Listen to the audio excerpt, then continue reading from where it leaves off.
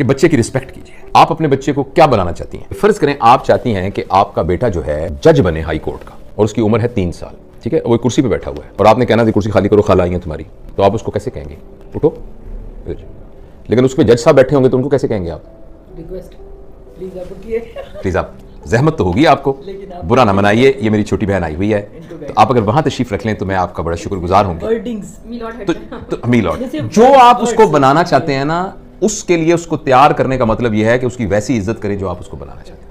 आप उसको हाफिज़े कुरान बनाना चाहती हैं और उसको कहते हैं उठो, तुम्हें खाना क्यों नहीं खाया, कपड़े देखे तुम्हारे कितने गंदे हो गए, चलो।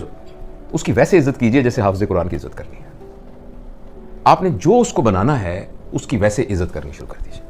और प्लीज आप याद रखिए, किसी फेलियर की वजह से अपने बच्चे की इंसल्ट ना कीजिए।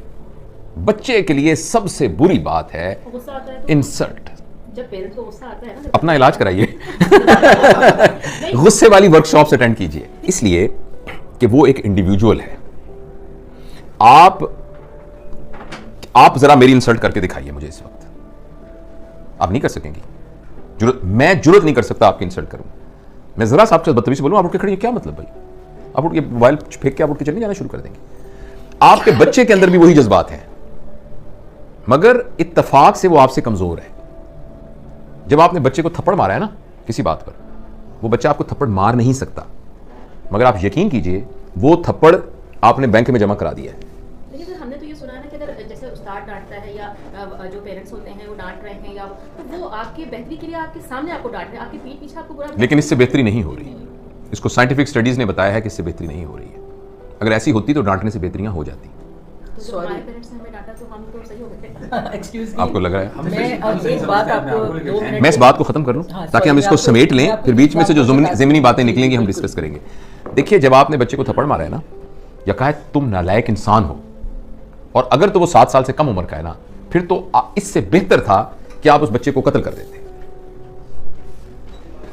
ये ज्यादा मैं एक्सजरेट करके बयान कर रहा हूं, सिर्फ एक इमोशन उसमें अटैच करने के लिए। मगर 7 साल से कम वाले के अंदर आपने रिकॉर्डिंग मशीन में डाल दिया ना, तुम नालायक इंसान हो, तुम जिंदगी में कुछ नहीं कर सकते, भटकोगे तुम गलियों के अंदर। आप यकीन करें, वो 7 साल के बाद सारी जिंदगी आपकी इस बात की लाज रखते हुए साबित करेगा कि मैं भटकूंगा। वो साबित करेगा कि मैं भटकूंगा। और अगर आपने उसको थप्पड़ मार दिया, वो थप्पड़ बैंक में जमा हो गया, जैसे मैंने अर्ज किया था, और उसमें फिर बैंक जैसे हर साल सूद देती है, वो सूद के साथ इकट्ठा हो रहा है। अभी वो आपको थप्पड़ मार नहीं सकता, एक वक्त में आएगा वो आपको थप्पड़ मारने के काबिल हो जाएगा।